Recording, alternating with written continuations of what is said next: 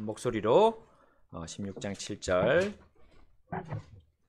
주님께 높여드리면서 읽겠습니다. 시작.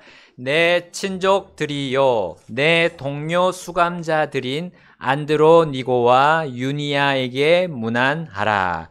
이들은 사도들 가운데서 주목받고 있으며 또한 나보다 먼저 그리스도 안에 있었던 자들이라. 자, 동료 수감자들인 안드로니고와 유니아, 오늘 이렇게 제목을 잡았습니다. 동료 수감자라는 말이 등장하는데요. 특별히 이 동료 수감자들이라고 표현한 안드로니고와 유니아는 바울의 친족이다 했어요. 바울의 친족. 그러니까 바울과 친척 관계에 있음을 우리는 알 수 있습니다. 자, 그거는 우리가 다음 시간에 한번 더 자세히 알아보고요. 오늘은 동료 수감자라는 거에 집중해 보겠습니다. 동료 상속자란 말이 있는데 제가 지금 헷갈렸습니다. 동료 수감자. 자, 이들은 베베나 우리 앞에서 본 에베네도처럼 이제 사도행전이나 다른 서신서에서 찾을 수 없어요. 이 로마서에만 딱 등장하고 있습니다. 자, 오직 로마서에서 볼 수 있는 이 주니아, 영어로 주니아는 여자의 이름인 것이 분명합니다. 여기 또 안드로니쿠스, 이 커스란 말이 이제 남자의 이름에 많이 등장하더라고요. 그래서 정확하지는 않지만 남자 이름이라고 우리 볼 수가 있습니다. 이 형제의 이름과 자매의 이름이 연속해서 나왔죠. 우리 앞서서 본 우리 한 이름들이 있습니다. 두 이름이 같이 연속해서 나온 자매 이름 브리스길라와 우리 형제 이름 아굴라처럼 이 두 사람도 부부가 아닌가 그렇게 생각하는 사람도 있어요. 뭐 부부이시기도 하고 아닐 수도 있습니다. 근데 만약 부부라고 한다면 주님께서 이렇게 부부를 보여주시는 이유가 무엇입니까? 우리 그리스도인으로서 부부가 하나가 돼서 섬긴다는 것, 주님을 같이 섬긴다는 것은 얼마나 복되고 감사한 일입니까? 그것을 우리 여기서 볼 수가 있겠습니다. 자, 그래서 우리 교회는 지금 계속 기도하고 있습니다. 여러분 잊지 말고 계속 우리 기도하고 있잖아요. 부부가 그리스도 안에서 하나가 돼서 정말 그리스도인 부부가 돼서 우리 섬길 수 있도록 기도하고 있습니다. 여러분 계속 기도합시다. 자, 일단 우리가 이 안드로니고와 유니아에 대해서 볼 첫 번째 내용은 사도들 가운데서 주목받았다는 겁니다. 사도들 가운데서 주목받았다. 자, 당시 사도들은 무슨 일을 했습니까? 그때는 성경이 완성됐습니까? 사도들이 있는 당시에 안 했죠. 완성되지 않았습니다. 그래서 하나님의 계시를 계속 들었어요. 그리고 그 계시를 받고 그 말씀을 알려주고 또 그 교리들을 정리해주는 사람이 바로 사도들이었습니다. 또한 이 사도들은 그 말씀의 교리대로 교회들이 잘 서고 있는지를 또 잘 그 말씀에 따르고 있는지를 살폈던 그런 임무도 우리 사도들이 가지고 있었습니다. 자, 그래서 바울은 복음전도 여행에서 복음만 전하지 않았죠? 복음으로 세워진 교회들을 방문했습니다. 그래서 어떤 교회는 아주 오랫동안 거기 머물러서 그들에게 말씀을 계속 전해줬죠. 교회가 그 교리가 그 교회에 잘 정착되도록 도와주었습니다. 또 어떤 교회들은 재방문해서 또 그렇게 그들을 격려해주고 말씀으로 세워주었던 것을 우리 사도행전에서 볼 수 있고 이 모든 서신서가 또한 그러한 내용들을 담고 있는 것입니다. 자, 이러한 일을 전담한 사도들에게 바로 이 안드로니고와 유니아가 주목을 받고 있었던 거예요. 자, 이거 어떤 의미가 있을까요? 자, 그들이 주목받는 것은 두 가지 이유가 될 겁니다. 하나는 그들이 그 말씀의 교리를 잘 받아들일 때 사도들이 주목하겠죠. 그런데 반대로 그 교리의 말씀들을 내 반론을 제기하고 받아들이지 않을 때 그 또 사도들이 주목할 수 있습니다. 그래서 나중에 뭐 다른 서신서에 보면 바울이 뭐라고 합니까? 그 교회에 잘 따르지 않는 사람들 이름을 막 언급하면서 이 사람을 조심해라 했어요. 그래서 데메드리오와 디오드레베 이 두 사람을 우리가 나중에 또 보게 될 텐데 두 사람 잘한 사람과 못한 사람을 그렇게 드러냈던 겁니다. 자, 또한 이 로마서 16장 전체가 주님과 사도들에게 인정받은 자들에 관한 것이기 때문에 이 바로 안드로니고와 유니아가 그렇게 잘 했던, 하나님의 말씀을 잘 받아들였던 사람으로 우리는 인식할 수 있습니다. 자, 곧 바울과 함께 고난당한 그들이었던 거예요. 주님께서 주신 말씀들이 항상 순종하고 따르고자 하는 자들이 이 두 사람이었습니다. 이런 자들이 교회에 유익이 되는 것은 당연한 거죠. 자, 그런데 사도들에게 더욱 주목할 만한 그들에 대한 것이 바로 이겁니다. 또 우리가 주목해 볼 만한 이 두 사람에 대해서 주목해 볼 만한 것이 바로 이 말입니다. 자, 바로 그들은 바울보다 먼저 그리스도 안에 있었다는 사실에 우리 주목해 볼 수 있어요. 자, 거기 7절 말씀 뒤에 보면 그렇게 나오죠. 자신보다 먼저 그리스도 안에 있었다. 자, 바울이 주님을 만나기 전에 그들은 이미 주님을 믿고 있던 그리스도인들이었어요.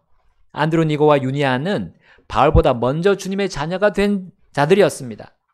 그리고 먼저 또 교회에 속했을 가능성이 아주 크죠. 예루살렘 교회였으니까요. 그 당시. 자, 그러므로 그들은 기득권을 주장할 수 있었습니다. 자, 우리 한마디로 텃세죠. 텃세 부리는 거. 자, 이거는 우리 인간 사회에서 좋지 않은 풍습입니다. 그 어떤 모임 안에서도 다 이리 텃세 부리는 게 있는데 이건 좋지 않아요. 자, 바리새인들이 예수님을 대할 때 그들이 한 가지 바로 텃세 부린 거였어요. 텃세 부리는 거였어요. 자, 우리 장유유서라는 우리나라 풍습이 있습니다. 이것이 어떤 때는 좋습니다. 아주 좋은 풍습입니다. 그래서 우리 어른들이 아이들을 잘 가르칠 수 있는 이러한 풍습이 좋은 거죠. 어떻게 보면 유대인들도 그러합니다. 유대인들도 어린이들에게, 자녀들에게 그 하나님의 말씀들을 가르치는 그것을 어른들에게 주었던 겁니다. 자, 근데 이것이 너무 과하게 되면 교회에 들어온 순서로 어떤 기득권을 가지는, 또 교회 안에서 어떤 나이 많은 사람이 어떤 권한을 갖는, 다른 사람들이 가질 수 없는 권력을 갖는 그런 것도 가질 수 있어요. 자, 그러나 안드로니고와 유니아는 바울 사도 앞에서 그렇게 하지 않았습니다. 그들은 자신들보다 늦게 그리스도 안에 있게 된 이 바울이 사도로 세워졌을 때, 자, 그의 지도력을 인정하면서 잘 따랐어요. 그러므로 이 두 사람은 진짜 겸손한 자들이었던 겁니다. 그리고 하나님만이 모든 교회 위에서 그 세력을 가지고 권한을 가지고 주관하심을 확신하는 자들이었어요. 인간의 전통으로 어떤 텃세를 부리는 것이 그들에게 아무 유익이 되지 않고 소용이 없다는 것을 그들은 알고 그런 거 다 내버린 자들이었습니다. 자신들이 바울보다 먼저 그리스도 안에 있게 된 것을 훈장이나 명예로 여기지 않았습니다. 그들은 오직 주님의 복음과 진리만이 자신들의 삶을 지배하기를 갈망했다는 거 우리 분명히 알 수 있습니다. 그리고 그들이 그 교회가 또한 그리스도의 말씀으로 풍성해지도록, 자, 그들은 이 세상의 방식이 교회 안에서 없어지길 강구했음이 분명합니다. 왜냐하면 그들은 바울이 뭐라고 소개했기 때문입니까? 동료 수감자라고 소개했기 때문이에요. 여러분, 바울과 함께 감옥에 갇힌다는 거, 이거 아무나 할 수 있는 일이 아닙니다. 바울이 로마서를 쓸 당시에 바울은 감옥에 갇혀 있을 때였습니까? 아니었습니까? 네, 아니었습니다. 맞습니다. 그런데 왜 바울이 이 안드로니고와 유니아가 동료 수감자라고 했을까요? 자, 우리 바울의 사도권을 의심했던 이 고린도 교회 몇몇 성도들을 향한 편지의 내용을 한번 보겠습니다. 고린도 후서 11장 23절로 한번 가보겠습니다. 그들이 그리스도의 사역자들이냐? 내가 어리석은 자같이 말하노니 나는 더욱 그러하도다. 내가 보다 많은 수고를 하였고 채찍을 셀 수 없이 맞았으며 감옥에 더 자주 갇히고 여러 번 죽을 뻔하였도다. 자, 여기 보니까 감옥에 더 자주 갇혔다 했습니다. 자, 성경에 바울이 감옥에 갇혔다는 내용은 두 번 나옵니다. 첫 번째는 빌립보 감옥에 신라와 함께 갇혔을 때입니다. 그리고 두 번째는 그가 예루살렘에서 유대인들에게 잡혔을 때입니다. 그래서 그가 이제 로마로 호송이 됐죠. 그때. 그리고 더 자주 갇혔다고 했기 때문에 또 더 성경에는 없는 그런 감옥에 갇힌 적이 있었기 때문에 이 바로 안드로니고와 유니아가 동료 수감자라고 표현했을 가능성이 있죠.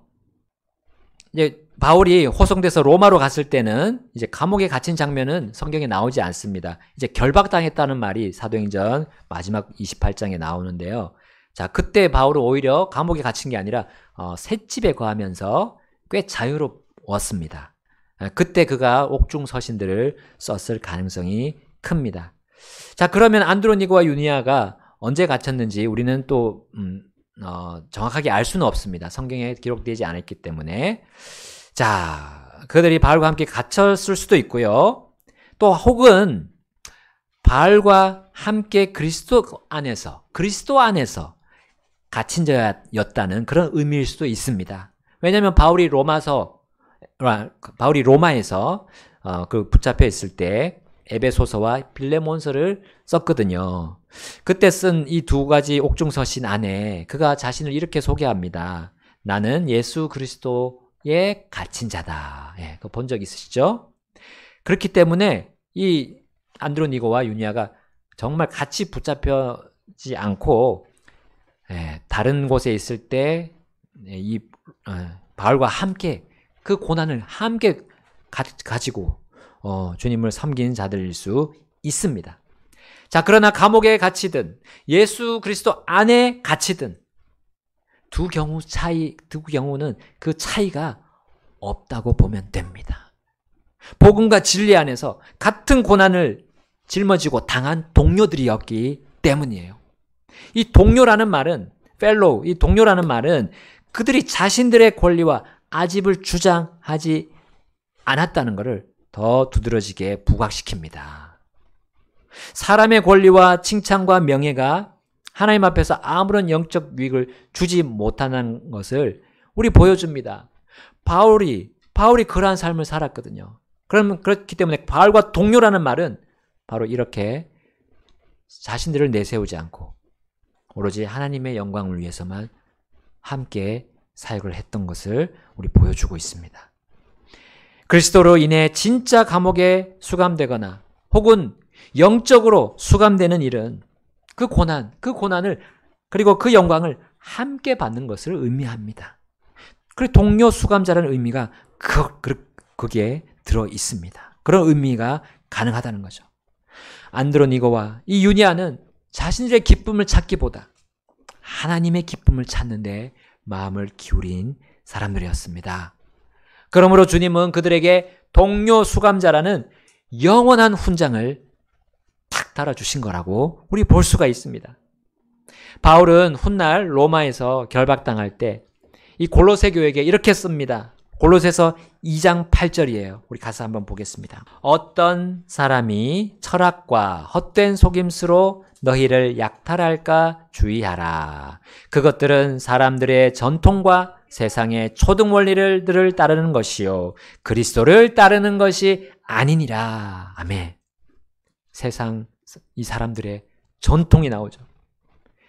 여러분, 우리 강릉 믿음 침례교회도 그리스도 안에서 수감된 수감자라는 거 우리 잊지 맙시다.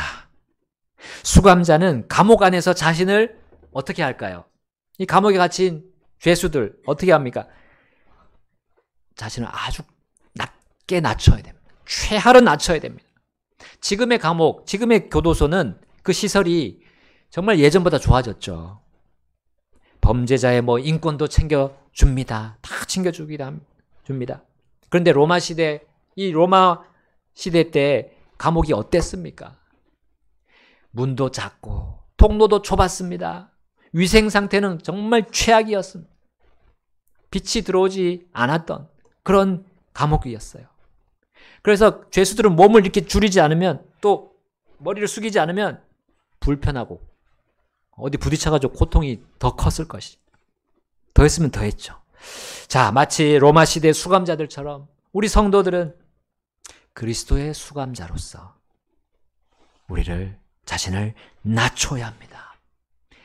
겸손해야 한다는 거죠. 그리고 조심히 걸어야 됩니다. 조심히, 천천히 걸어야 돼요.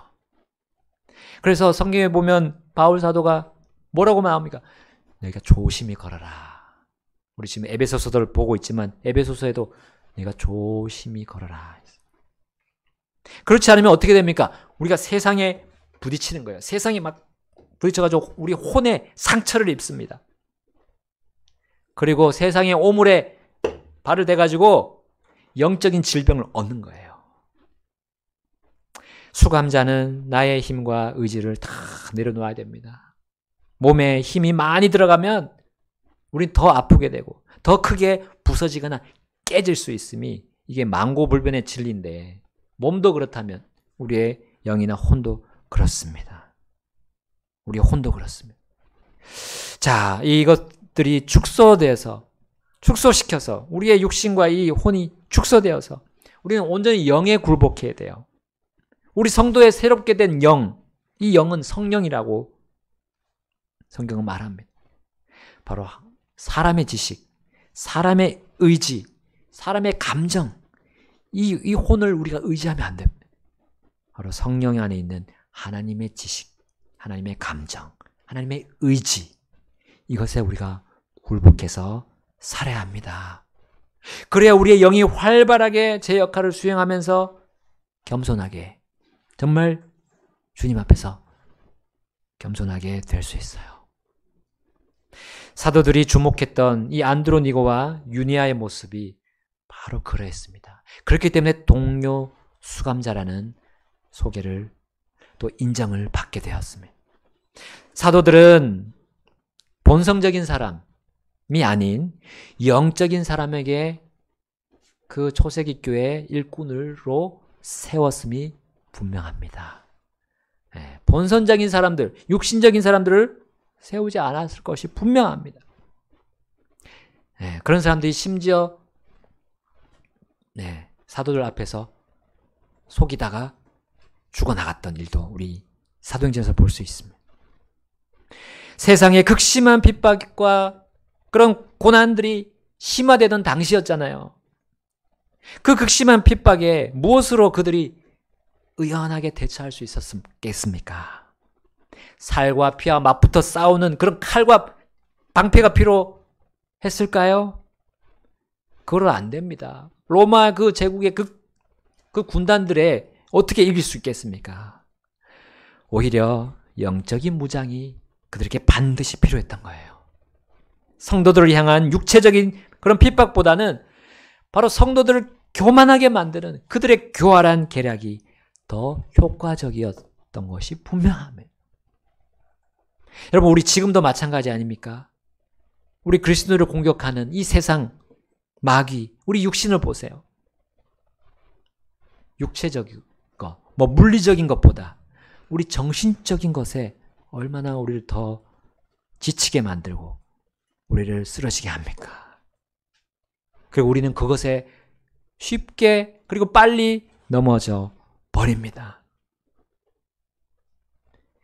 그리고 우리 속에 그 겸손이 사라지게 하는 거죠. 교만이 득세하게 해서 나 자신을 드러내는데 나아가게 합니다. 여러분, 이러한 정신적인, 특별히 영적인 공격이 올 때 우리는 영적인 힘을 얻기 위해서 어떻게 하고 있습니까? 여러분, 우리가 이 수요일에 모여서 이렇게 우리가 합심해서 기도하는 일이 이게 정말 작은 일이 아닙니다. 이 기도의 일이 바로 우리가 겸손으로 나아가는 길이에요. 방법입니다. 유일한 방법입니다. 하나님께 내가 굴복하고 나 자신을 축소시키고 겸손하게 만드는 것이 기도입니다. 우리가 머리를 들고 우리가 목소리를 막 외치다가도 야, 기도하자 하면 어떻게 됩니까? 목을 내리고 숙이고 눈을 감습니다. 이게 무슨 모습입니까? 우리의 안목에 이 정욕이 강해서 우리 교만하게 만드는 걸 내가 내려놓는 거예요. 그리고 내가 목을 뻣뻣하게 들어서 하나님을 향하는 거 내려놓는 겁니다. 그리고 내 손으로 오만 오물들을 세상의 오물들 만지다가도 모으는 거예요. 이게 뭡니까? 주님 앞에서 완전히 축소시키는 거 아닙니까? 수감자로 변하는 거예요. 이 기도를 할 때. 여러분, 그래서 에베소서 6장의 끝에 보면 영적인 무장 쫙 나오잖아요. 구원의 투구와 의의 흉곽과 또 우리 복음의 신발 탁 신고 이제 하나님의 검, 성령의 검, 하나님의 말씀을 취하라 하고 나서 나오는 말씀이 이거예요. 에베소서 6장 8절입니다. 성령 안에서 모든 기도와 간구로 항상 기도하되 모든 성도를 위해 모든 오래 참음과 간구로 그 일에 깨어 있으라. 아멘. 안드로니고와 유니아, 이 두 사람은 그들이 동료 수감자였다는 그 말을 들었을 때 우리는 생각할 수 있습니다. 그들은 기도하는 사람들이었다 하는 거예요. 성경에 뭐 다 나오지 않습니다. 이 안드로니고와 유니아에 대해서 더 이상 나오지 않습니다. 그러나 동료 수감자란 그 말 하나에 우리는 충분히 이들이 기도의 사람이었던 거, 기도의 용사들이었다는 걸 우리는 분명히 인식할 수 있습니다. 사도들 가운데 주목받고 있었던 이 두 사람, 주목받았던 이 두 사람은 바울의 친족들이라고 했죠. 자, 처음에는 아니었지만 이제는 사도의 친족이 되었습니다. 바로 바울이 사도가 되었기 때문에 사도의 친족이 되었어요. 자, 하나님의 말씀의 계시를 받는 사도를 이제 그들이 등에 업을 수도 있었어요. 사도의 고난이 얼마나 올라갔겠습니까? 그 당시에. 물론 하나님께서 반대자들을 또 보내주신 또 의미가 있겠죠. 네. 자, 사도들 중에 사도 바울, 그 바울의 이름을 가지고 그들이 기득권을 더 불릴 수도 있었습니다. 그러나 그들은 주님과 함께 고난받는, 바울과 같이 고난받는 동료 수감자이고자 했습니다. 그들도 같이 멀리 있었지만 같은 마음으로 고난을 당하는데 그들은 앞장섰습니다. 그래서 동료 수감자로 그들은 좋은 평판을 받게 되었습니다. 하나님께로부터. 사람이 아니라요. 하나님께로부터 받은 거죠. 동료 수감자로 우리도 그렇게 인정을 받고 주님께 칭찬을 받기를 우리 주님이 원하시면서 오늘 이 말씀 주셨다고 믿습니다. 우리 주님 앞으로 가셔서 내가 동료 수감자가 되겠습니다. 주님, 저를 그렇게 삼아 주십시오. 저를 겸손하게 매일매일 주님 앞에서 무릎 꿇고 주님의 도움을 구하겠습니다 하면서 우리 주님께 결단하겠습니다.